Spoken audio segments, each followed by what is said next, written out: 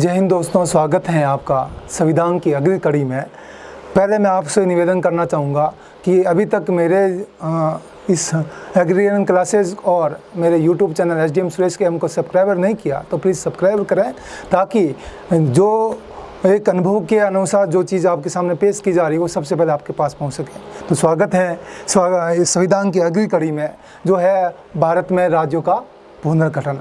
अगर मैं बात करूं राज्यों का पुनर्गठन, आपने देखा होगा, हिस्ट्री में पढ़ा होगा, पॉलिटी में देखा होगा कि इंडिया का जो पुनर्गठन हुआ, जो वर्तमान समय में इंडिया का अपन नक्शा देखते हैं, उस नक्शे के पीछे कितने लोगों ने कितना बलिदान दिया होगा, कितने लोगों ने किस प्रकार का काम किया होगा, उन सारी चीज़ों को मैं आपके सामने आज इस वीडियो के माध्यम से पेश करना चाहूँगा।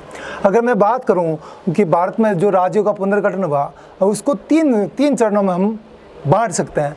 पहला चरण है जो स्वतंत्रता से पूर्व हुआ हो, और दूसरा जो स्वतंत्रता के बाद हुआ हो, और तीसरा वो चरण है जो संविधान के लागू होने के पश्चात वर्तमान समय में जो 28 राज्य और 9 केंद्र शासित प्रदेशों के रूप में जो वर्तमान भारत जो है, उसकी रूपरेखा आपके सामने आई। उस रूपरेखा को मैं आपके सामने बयां करूँगा।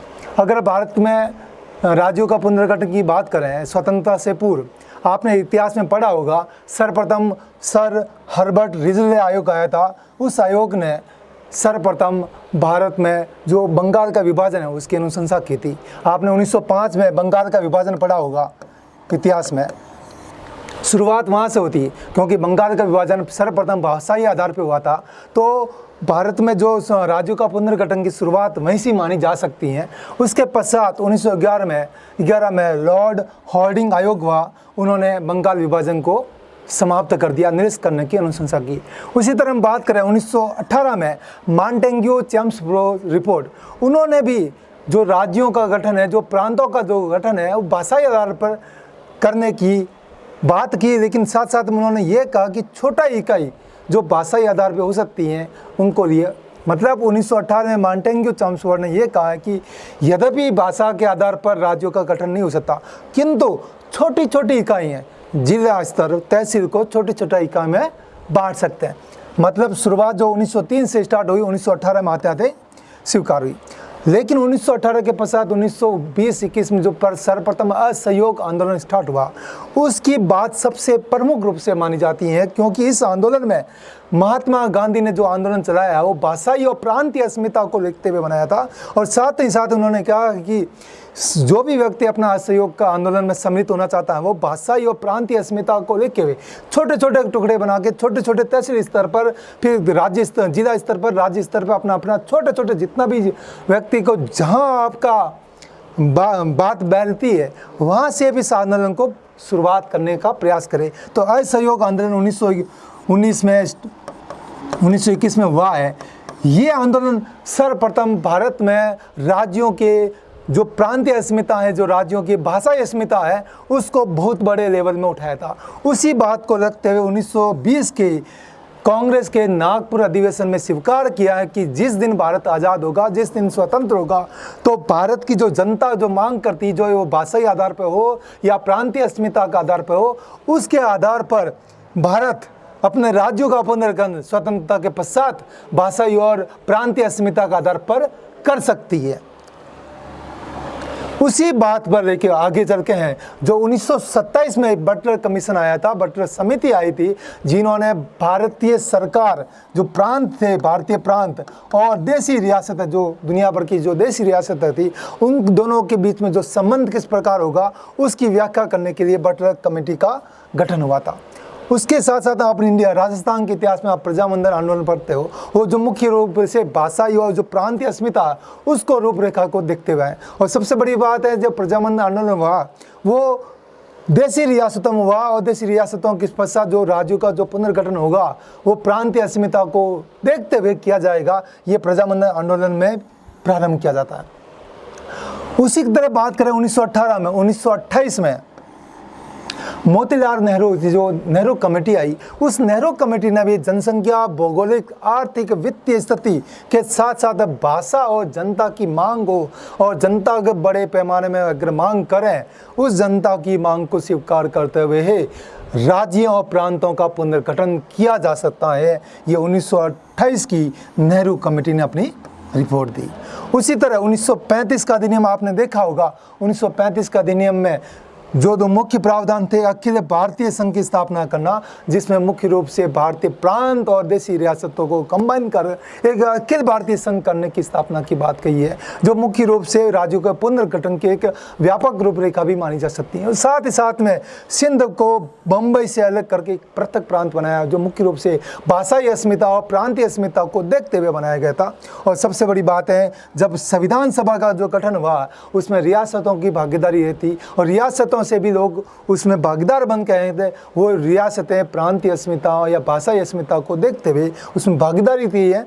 उसके साथ ही संविधान सभा का निर्माण हुआ और संविधान सभा के निर्माण के पश्चात ही संविधान का गठन हुआ और सबसे बड़ी बात है, संविधान को लागू करने की बात हुई। इंडिया इंडिपेंडेंस रूल एंड 1947 में इंडिया आज़ाद हुआ। आपने देखा होगा, इंडिया आज़ाद होने के पश्चात इंडिया के सामने बहुत बड़ी बड़ी समस्या आई थी, जिसमें पहली समस्या मुख्य रूप से जो भारत के विभाजन की समस्या थी। दूसरी अगर बात करें कि भारत के जो राज्यों का पुनर्गठन है, दुनिया भर की जो रियासत है उस रियासतों का एकीकरण किस प्रकार हो, उसके लिए सबसे बड़ी समस्या आई थी। तब दूसरा जो भारत के राज्यों का पुनर्गठन का जो दूसरा चरण स्टार्ट होता है, भारत की स्वतंत्रता के पश्चात भारत में देशी राज्यों का विलय किस प्रकार हुआ, किस प्रकार उन्हें भारतीय प्रांत और भारतीय देशी रियासतों को मिलाकर जो वर्तमान समय में जो स्वतंत्र भारत की जो दृष्टि आपके सामने नजर आती है वो किस प्रकार हुआ, उसके लिए किया गया। अगर मैं बात करूं कि स्वतंत्रता पश्चात भारतीय राज्य क्षेत्र का तत्कालीन परिदृश्य, उस समय इंडिया का कौन कौन सा ऐसा नक्शा किस प्रकार का, पहली बात करूं उसमें 4 प्रकार के राज्य भारत में थे। पहली श्रेणी में 9 राज्य थे। 9 राज्य कौन कौन से, जो तत्कालीन ब्रिटिश सरकार के प्रांत थे, जो गवर्नर के अधीन थे और जो अब निर्वाचित गवर्नर और विधान पालिका द्वारा शासित थे। मतलब पहली श्रेणी में वो ब्रिटिश प्रांत थे जिनकी संख्या 9 थी, जिसका हेड गवर्नर होता था और जिसमें एक प्रकार की प्रांतीय विधानसभा थी और उस विधानसभा के माध्यम से उस प्रांतों का शासन चलाया जाता था, जिसमें मुख्य रूप से मध्य प्रांत, बिहार, मद्रास, उड़ीसा, पंजाब, असम, बिहार, उत्तर प्रदेश, पश्चिम बंगाल और बॉम्बे आते थे। ये मुख्य पहली श्रेणी के जो 9 प्रांत थे वो ये। दूसरी श्रेणी की बात करें, ये पहली श्रेणी हो गई। ये दूसरी श्रेणी की बात करें, वो राज्य जो पहले रियासतदारों या राजाओं के अधीन थे और जिन्हें अब राज प्रमुख और विधान पालिका संभाल रही थी। आपने राजस्थान का एकीकरण का पढ़ा होगा। एकीकरण के पश्चात जब राज प्रमुख महाराज प्रमुख बनाया था, वो प्रकार के राज्य दूसरी श्रेणी के राज्य थे जो राजाओं के अधीन थे और उस समय, और साथ साथ में विधान पालिकाएं, विधानसभा भी उसमें इंक्लूड हो गई, वो दोनों मिलकर उस राज्य का जो शासन चलाती थी वो दूसरी श्रेणी के राज्य थे। इसमें मुख्य रूप से मैसूर, पटियाला, पूरी पंजाब, हैदराबाद, राजपुताना के इलाके और सौराष्ट्र और ट्रावनकोर आते हैं। मतलब पहली श्रेणी के वो राज्य जो ब्रिटिश प्रांत थे, दूसरी श्रेणी के वो राज्य जो रियासतदारों के राज प्रमुख का द्वारा संचालित होते थे और साथ साथ में वहाँ पर विधान पालिका भी थी।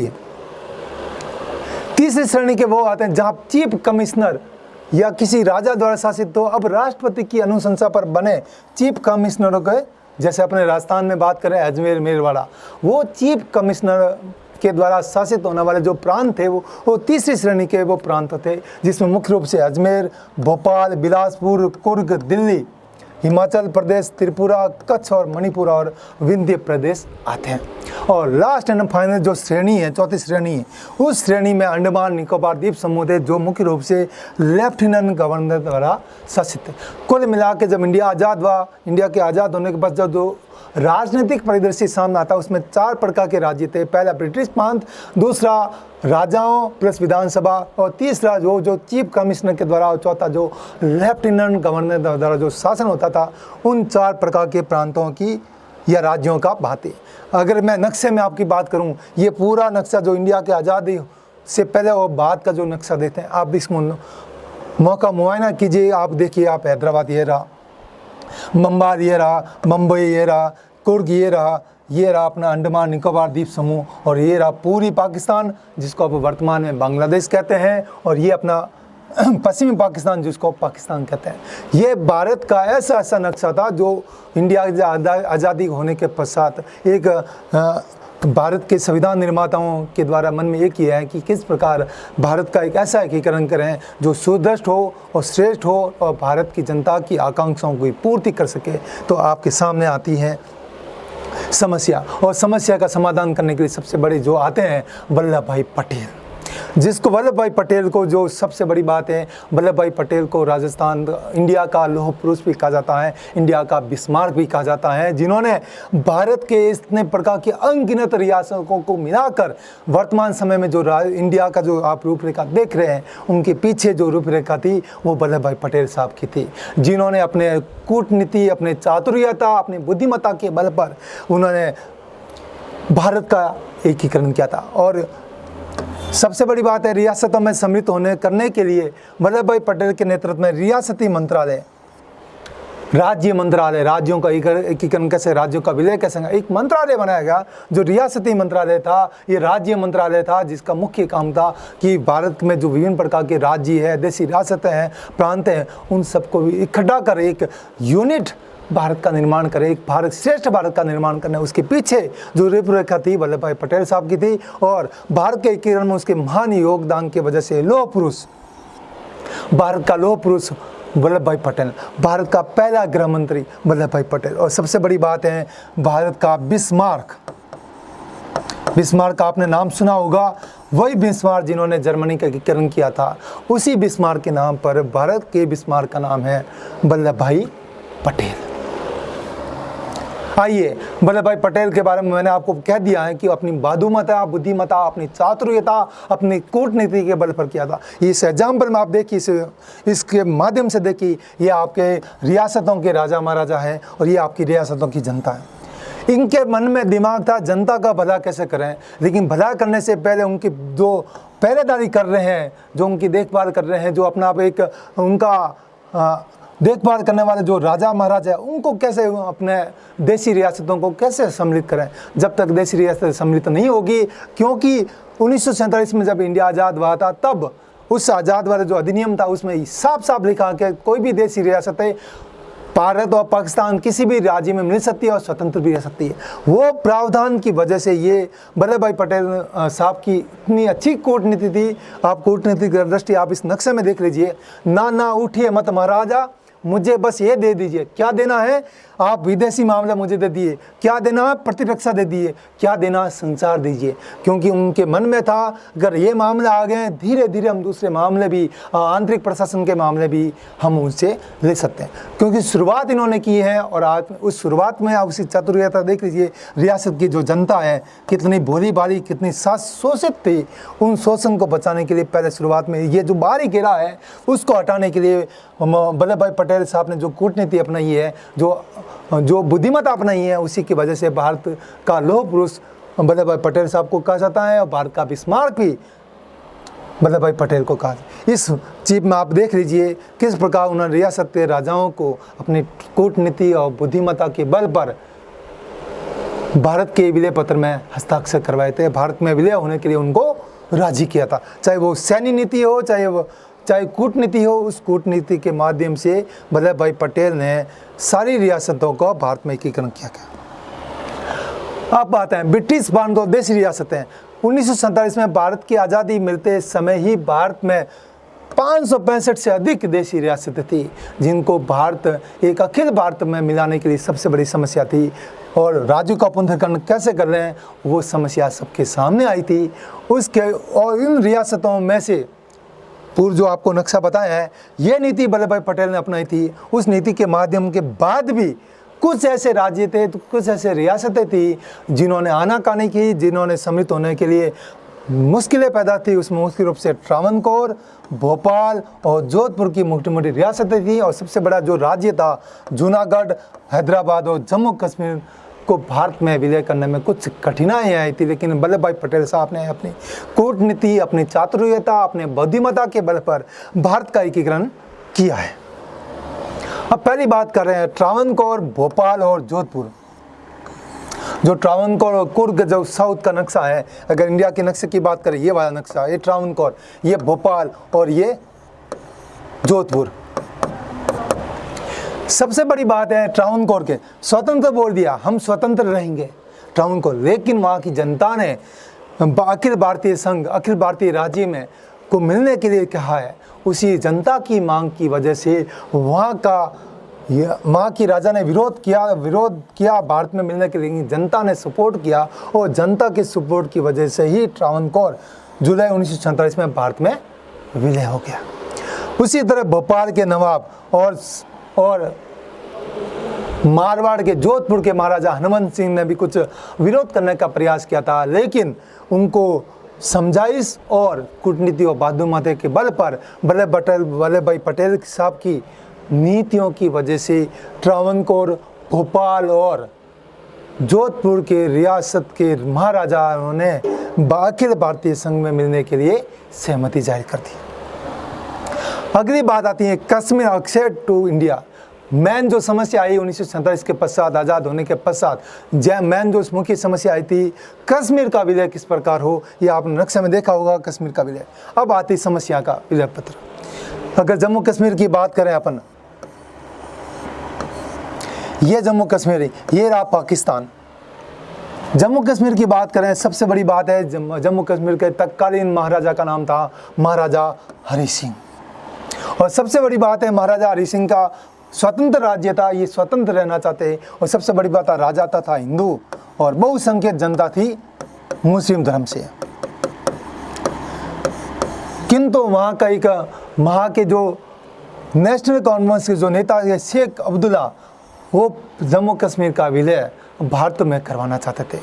तो कुल मिला के इस वजह से स्वतंत्र रहना और साथ में वहाँ के जनप्रतिनिधियों के द्वारा उसको जम्मू कश्मीर को भारत में मिलावा करने की जो प्रक्रिया थी, उस प्रक्रिया को पूरी पश्चिम पाकिस्तान को अच्छी महसूस नहीं हुई। उसकी वजह से 22 अक्टूबर 1947 को जम्मू कश्मीर में पाकिस्तान ने अवैध आतंकवादी यदि कबालियों और आतंकवादियों को ड्रेस पहनाकर अतिक्रमण करने का प्रयास करी।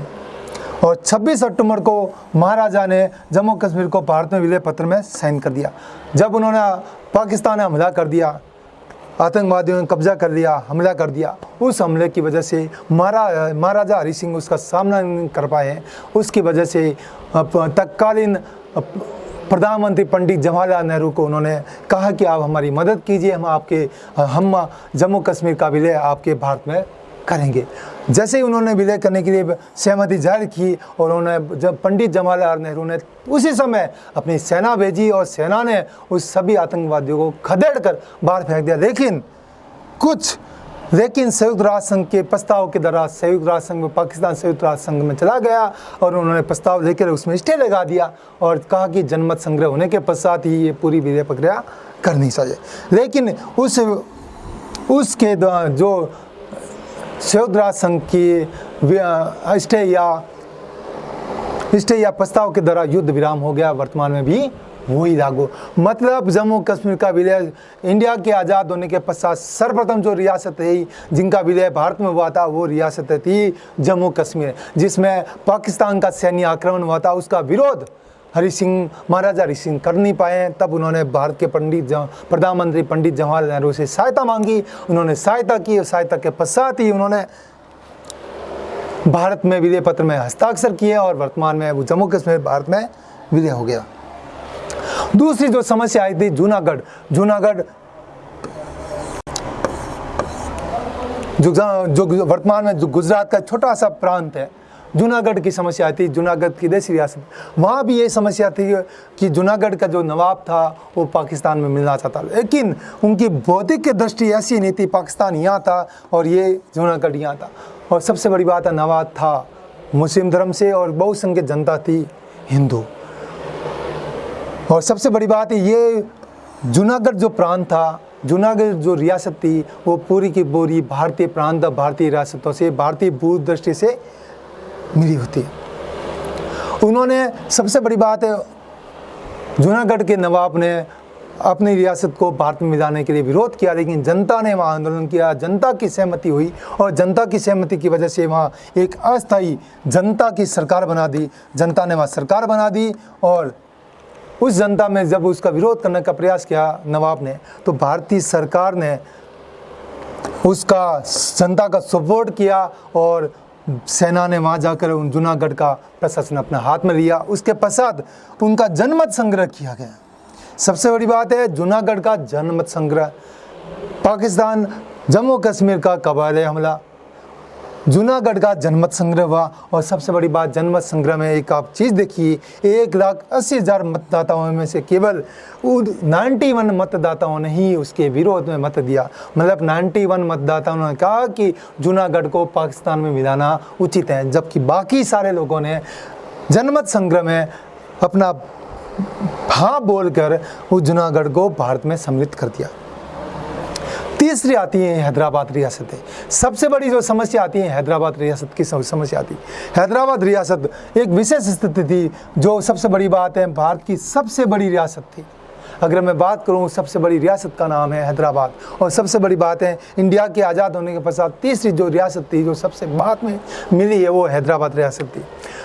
हैदराबाद का निज़ाम मुस्लिम धर्म था और जनता हिंदू थी।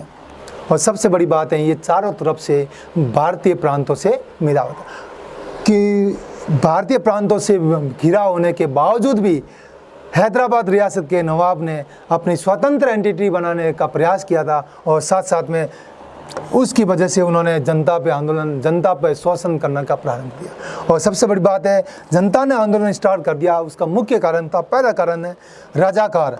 मतलब उनके जो सेनापति होते थे, जो नवाब होते थे, उनके जो रिसालेदार होते, उनके जो सूबेदार होते थे, वो रजाकार कहलाते, जो सैन्य प्रशासन को अपने हाथ में लगे। उन्होंने हैदराबाद में गुंडा राज कायम कर दिया था। उस गुंडा राज की वजह से वहाँ की जनता ने नवाब के विरोध में प्रयास किया। दूसरी बात है कांग्रेस ने शक्तिशाली सत्याग्रह आंदोलन स्टार्ट किया था। उस आंदोलन की वजह से भी जनता जागृत हुई और जनता ने उस हैदराबाद रियासत के नवाब के विरोध करना स्टार्ट किया। और तीसरी बात है कम्युनिस्ट। सर्वप्रथम जो कम्युनिस्ट आंदोलन हुआ था, शुरुआत उनकी हैदराबाद रियासत से भी मानी जाती है। और उन्होंने एक शक्तिशाली किसान संघर्ष आंदोलन शुरुआत किया। इन तीनों कारणों की वजह से वहाँ पर बहुत बड़ा आंदोलन स्टार्ट हुआ और उसकी वजह से ही वहाँ के रजाकारों ने भारतीय जनता पर शोषण करना के स्टार्ट कर दिया। उसकी वजह से भारत के पहले प्रधानमंत्री पंडित जवाहरलाल नेहरू ने ऑपरेशन पोलो प्रारंभ किया। और ऑपरेशन पोलो के तहत भारतीय सेना को हैदराबाद रियासत पर हमला करवाया और उनके रजाकारों को खदेड़कर उन रियासतों को 13 सितंबर 1948 को हैदराबाद रियासत को भारत में सम्मिलित कर दिया। मतलब हैदराबाद रियासत में तो वह सैन्य मामला, जूनागढ़ में हुआ जनमत संग्रह और पाकिस्तान की जो जम्मू कश्मीर का जो विलय पत्र हुआ उसमें मुख्य रूप से पाकिस्तान के कबायली हमला या आतंकवादी हमला होने के पश्चात विलय पत्र में साइन किया गया। अब आती है तीसरी बात, स्वतंत्रता प्राप्ति हो गई। उपरांत ब्रिटिश प्रांत और देशी रियासत को एकीकरण, जम्मू कश्मीर का एकीकरण हो गया, जूनागढ़ का एकीकरण हो गया और हैदराबाद का एकीकरण। अब उसके सामने पूरी भारत का जो एक रूपरेखा सामने आई वो रूपरेखा ये थी। और उन्होंने भी राज्यों को 4 श्रेणियों में विभाजित किया। पहली श्रेणी में, जो पहली श्रेणी की बात करूं मैं आपको, इंडिया के आज़ाद होने के पश्चात सभी प्रांतों का पुनर्गठन करने के पश्चात जो भारत का जो परिदृश्य सामने आता है वो दृश्य 4 प्रकार की श्रेणी में माना जाता है। पहला श्रेणी ब्रिटिश प्रांतों के साथ 216 रियासतों को सम्मिलित करके ए श्रेणी के राज्यों का गठन किया गया। मतलब ब्रिटिश प्रांत 9 प्रांत है, उसके साथ में 216 देशी रियासतों को सम्मिलित करके पहली श्रेणी के जो राज्यों का निर्माण किया वो था ये। उसमें असम, बिहार, बम्बई, मध्य प्रदेश, मद्रास, उड़ीसा, पंजाब, संयुक्त प्रांत और पश्चिम बंगाल, आंध्र प्रदेश की संख्या थी 10। पहली श्रेणी में कितने राज्य थे? 10। दूसरी श्रेणी के आते हैं 275 देशी रियासतों को नई प्रशासनिक इकाई में गठन कर 20 श्रेणी के राज्यों का निर्माण किया। ये राज्य थे हैदराबाद, जम्मू कश्मीर, मध्य भारत, मैसूर, पैप्सू के राज्यों का संघ, जो राजस्थान, सौराष्ट्र और त्रावणकोर को कुर्ग को मिलेगा, जिनकी संख्या थी 8। 10 ये 8 बी श्रेणी के सारे, सी श्रेणी के राज्य तो 61 देशी रियासतों को एकीकरण कर सी श्रेणी के राज्यों का गठन किया था। ये राज्य थे अजमेर, बिलासपुर, भोपाल, दुर्ग, दिल्ली, हिमाचल प्रदेश, कच्छ, मणिपुर, त्रिपुरा और विंध्य प्रदेश। इनकी संख्या थी 10। और लास्ट डी श्रेणी के राज्य, जिनकी श्रेणी में अंडमान निकोबार द्वीप समूह, 10, 20, 30, 29 राज्य आ गए। 29 श्रेणी के राज्य थे तत्कालीन भारतीय जो परिदृश्य आपके सामने होता, 29 प्रकार की श्रेणियों में डिवाइड किया था। अब आता तीसरा श्रेणी, संविधान लागू होने के पश्चात। संविधान लागू होने से पहले 29 राज्य थे। ए श्रेणी के 10, बी श्रेणी के 8, सी श्रेणी के 10 और डी श्रेणी के 1। ये वह संविधान लागू होने तक। अब संविधान लागू होने के पश्चात तीसरा चरण राज्यों का पुनर्गठन प्रारंभ होता है। वो जो तीसरा चरण आता स्टार्ट होता है राज्यों का पुनर्गठन।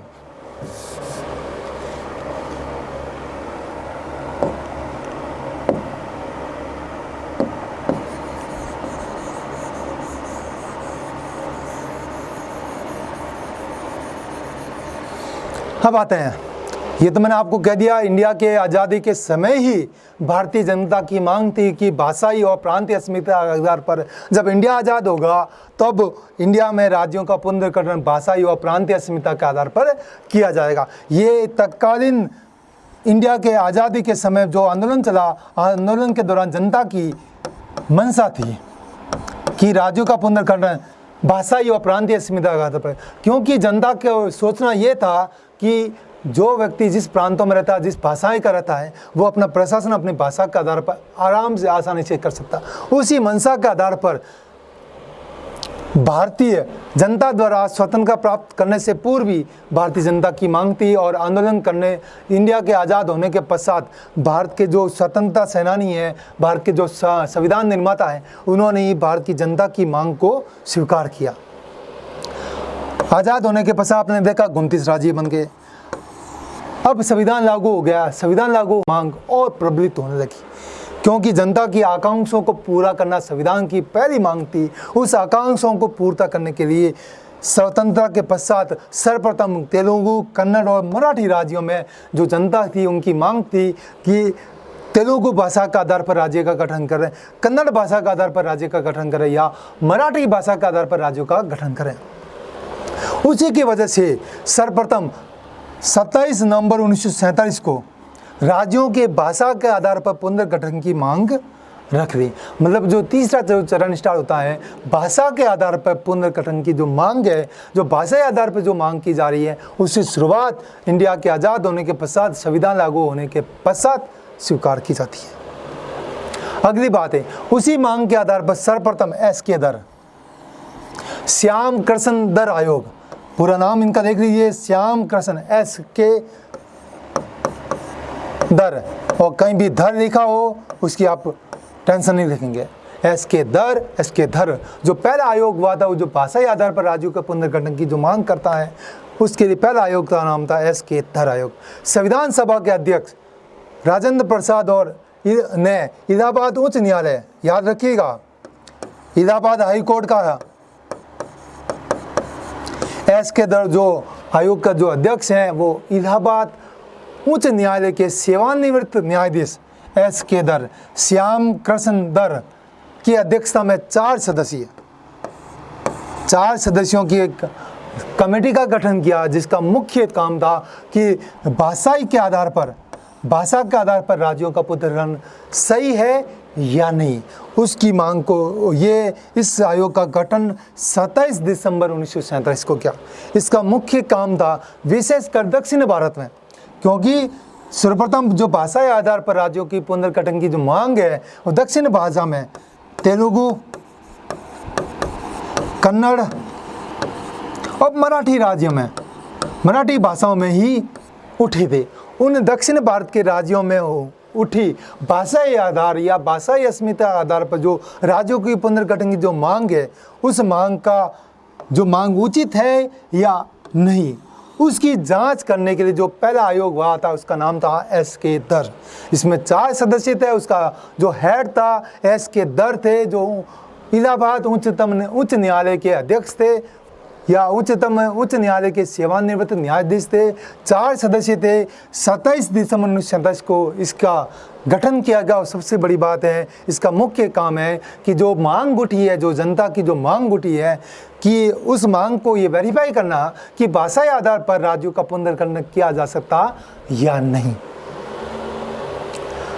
इस आयोग ने 10 दिसंबर 1948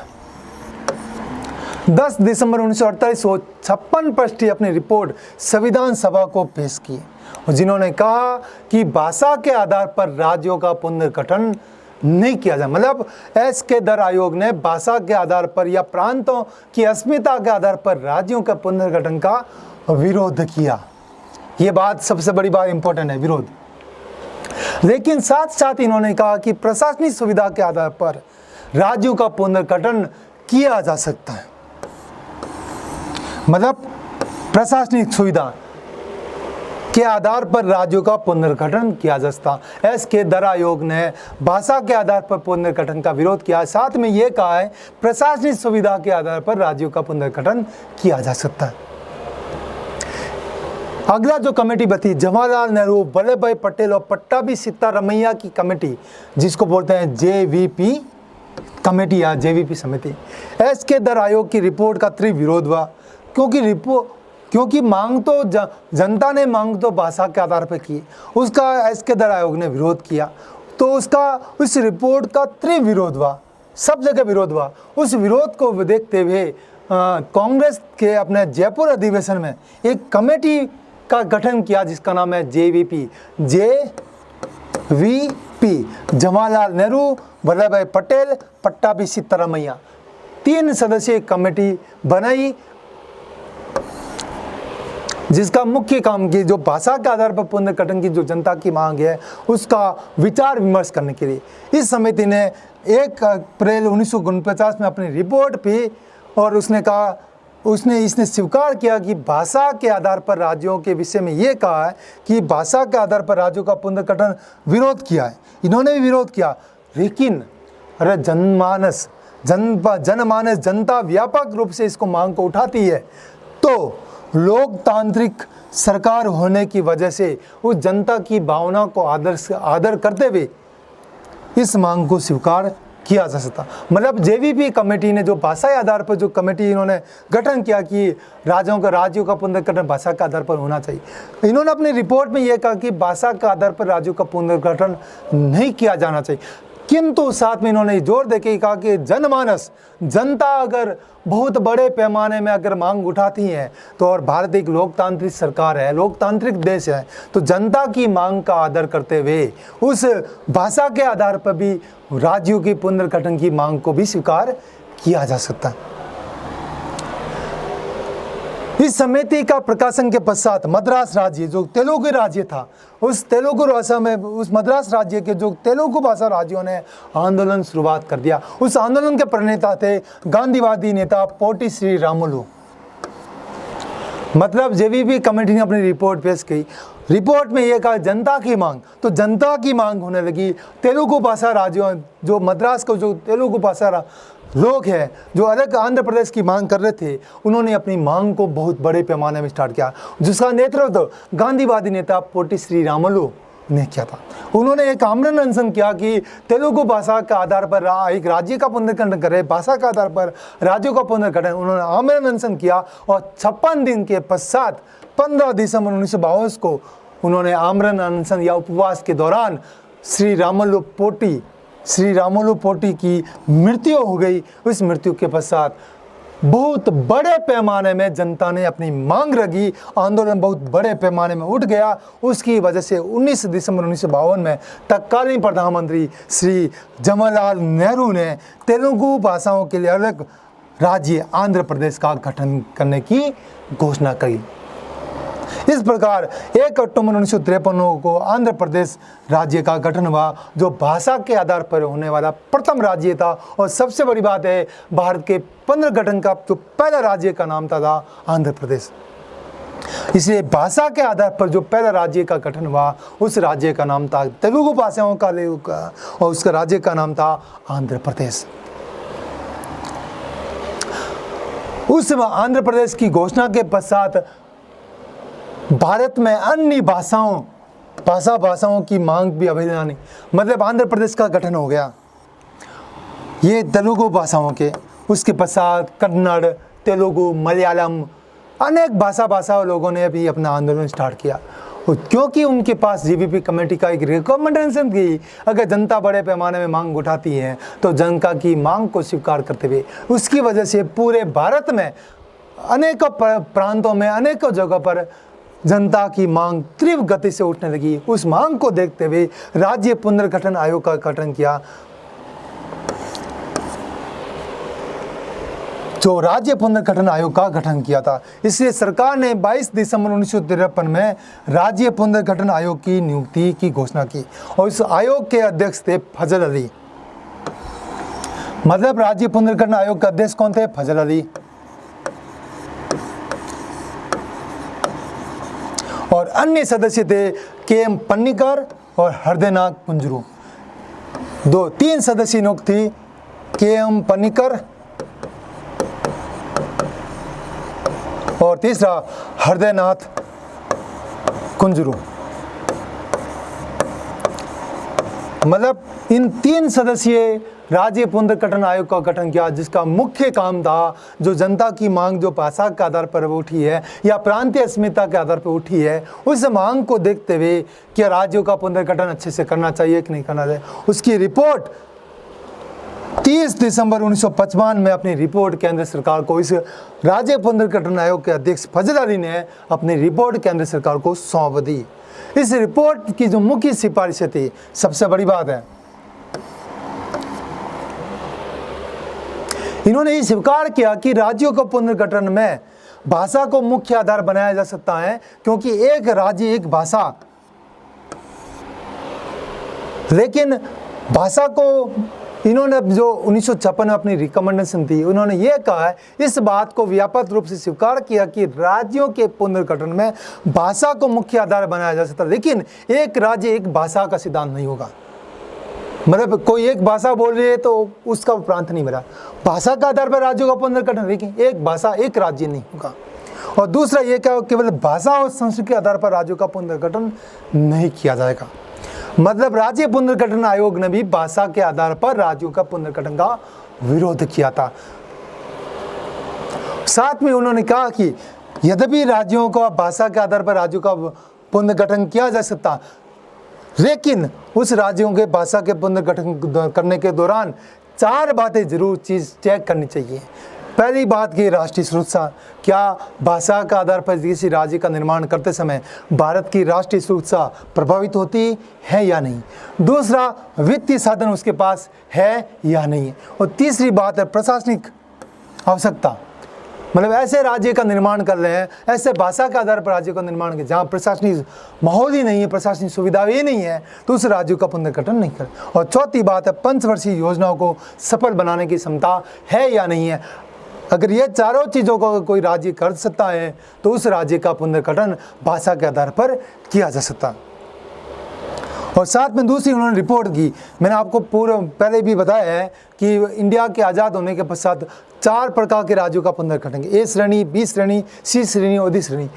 तो राज्य पुनर्गठन आयोग ने अपनी रिपोर्ट में ये कहा, ए, बी, सी और डी राज्यों को वर्गीकरण को समाप्त कर दो और भारतीय संघ को 16 राज्यों और 3 केंद्र शासित प्रदेशों में विभाजन, मतलब 29 राज्यों को 16 राज्य और 3 केंद्र शासित प्रदेशों में बांटने की अनुशंसा राज्य पुनर्गठन आयोग फजल अली, सदस्य के.एम. पन्नीकर और हृदयनाथ कुंजरू ने अपनी रिपोर्ट में दी। इसी रिपोर्ट के आधार पर राज्य पुनर्गठन अधिनियम 1956 पारित हुआ और केंद्र सरकार ने आयोग की सिफारिशों को कुछ संशोधन करते हुए स्वीकार कर लिया और राज्य पुनर्गठन अधिनियम 1960 को संसद में पारित कर दिया। मतलब फजल अली राज्य पुनर्गठन आयोग की रिपोर्टों को स्वीकार करते हुए 1956 में राज्य पुनर्गठन अधिनियम 1956 को पारित किया। इस अधिनियम में परिवर्तन के कारण भारत में 14 राज्य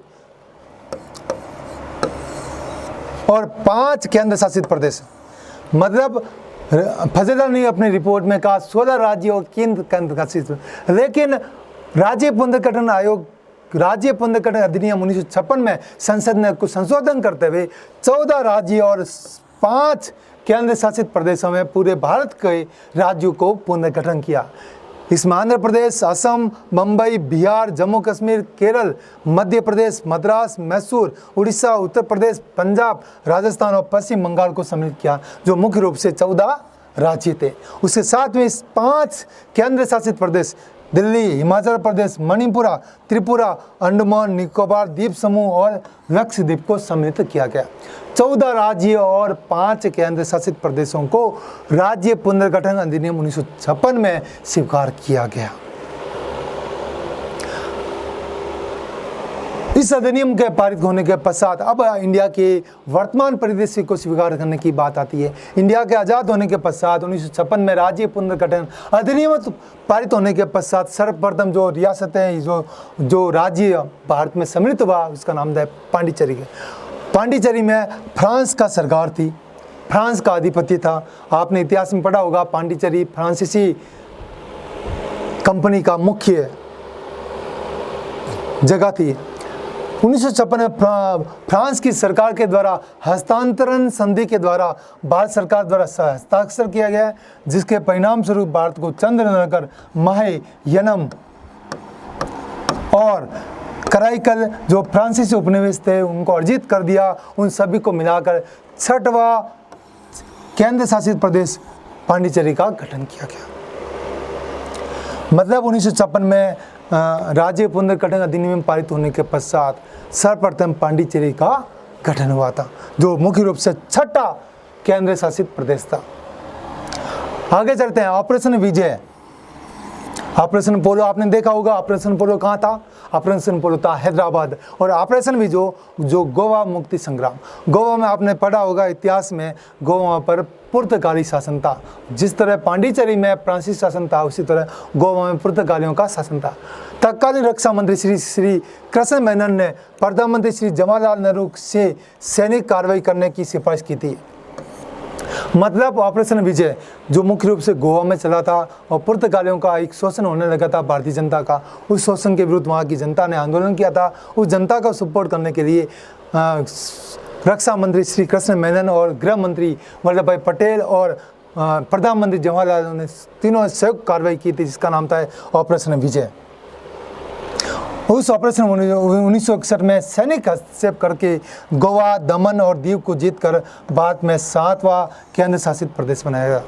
मतलब पांडिचेरी के पश्चात, जो पांडिचेरी फ्रांस का अधीन था, उसके पश्चात गोवा, दमन और दीव को भारत के राज्य में सम्मिलित करने का प्रयास किया, जिसका ऑपरेशन किया, जिसका नाम था ऑपरेशन विजय, जो गोवा मुक्ति संग्राम था। जो रक्षा मंत्री श्री कृष्ण मेनन, गृह मंत्री वल्लभ भाई पटेल और प्रधानमंत्री जवाहरलाल नेहरू तीनों की कार्रवाई की वजह से, वल्लभ भाई पटेल की नीतियों को लागू करते हुए, आगे भविष्य की बात को करते हुए, तत्कालीन कृष्ण मेनन ने वल्लभ भाई पटेल की आकांक्षाओं को पूर्ति करने के लिए जवाहरलाल नेहरू के सहयोग से ऑपरेशन विजय प्रारंभ किया। और उस विजय प्रारंभ करने की वजह से 1961 में सैनिक हस्तक्षेप करके वे गोवा, दमन, दीव को भारत में सम्मिलित कर दिया, क्योंकि इस समय तत्कालीन रक्षा मंत्री वल्लभ भाई पटेल साहब का पहले पूर्व में देहांत हो चुका था।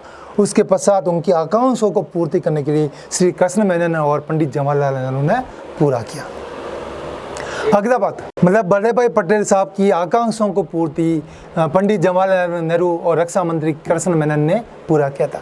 उसके पश्चात महाराष्ट्र और गुजरात का गठन हुआ।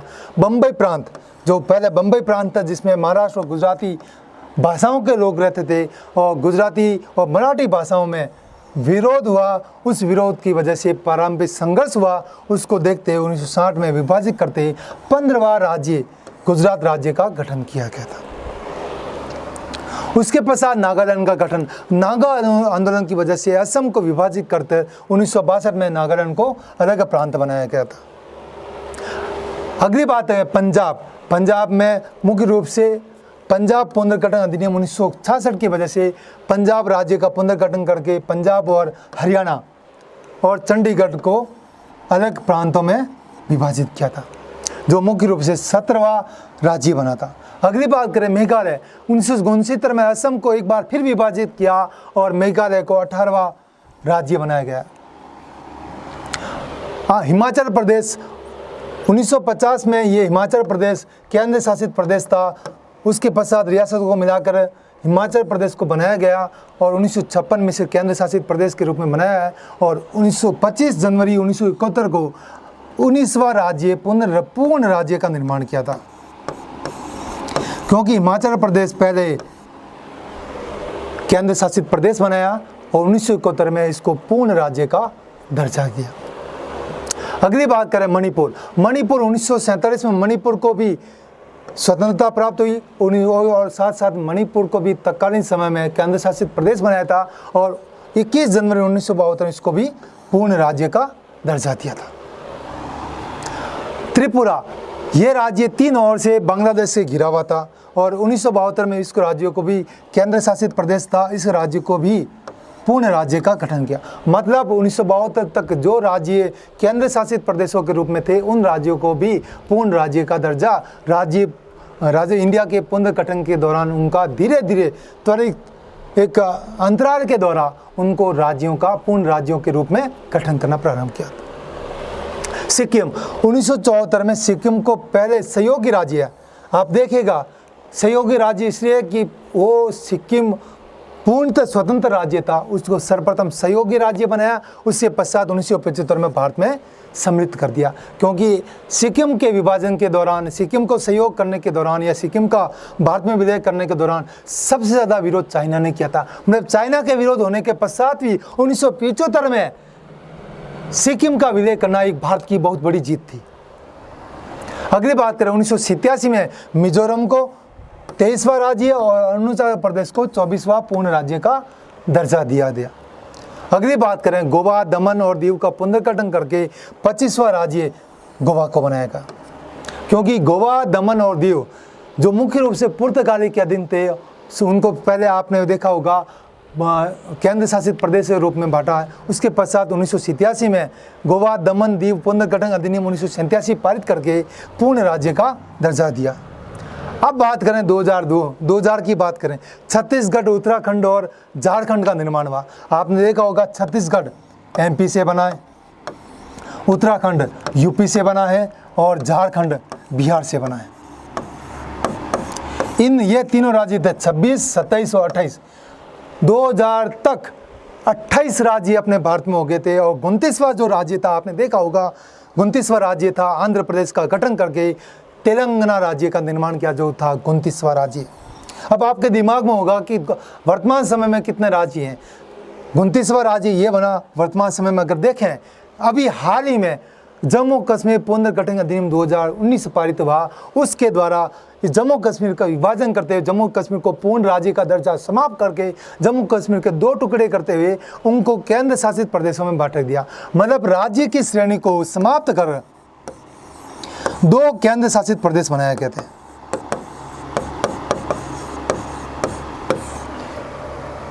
जिसमें मुख्य रूप से था जम्मू कश्मीर और दूसरा था लद्दाख। जम्मू कश्मीर में मुख्य रूप से विधानसभा होगी और लद्दाख में बिना विधानसभा की केंद्र शासित प्रदेश होगा। मतलब जम्मू कश्मीर दिल्ली की तरह शासन होगा इसमें और लद्दाख में चंडीगढ़ की तरह शासन प्रणाली होगी। मतलब जम्मू कश्मीर पुनर्गठन अधिनियम 2019 के द्वारा अगर वर्तमान समय देखें तो वर्तमान समय में भारत में कुल 28 राज्य हैं और 9 केंद्र शासित प्रदेश हैं। मैंने शायद पूर्व वीडियो में 29 राज्य और 7 केंद्र शासित प्रदेश बता दिया होगा, उस गलती को यहाँ आप समाधान कर लीजिए। वर्तमान समय में 28 राज्य और 9 केंद्र शासित प्रदेश हैं। जो 2 नए केंद्र शासित बने हैं वो जम्मू कश्मीर और लद्दाख हैं।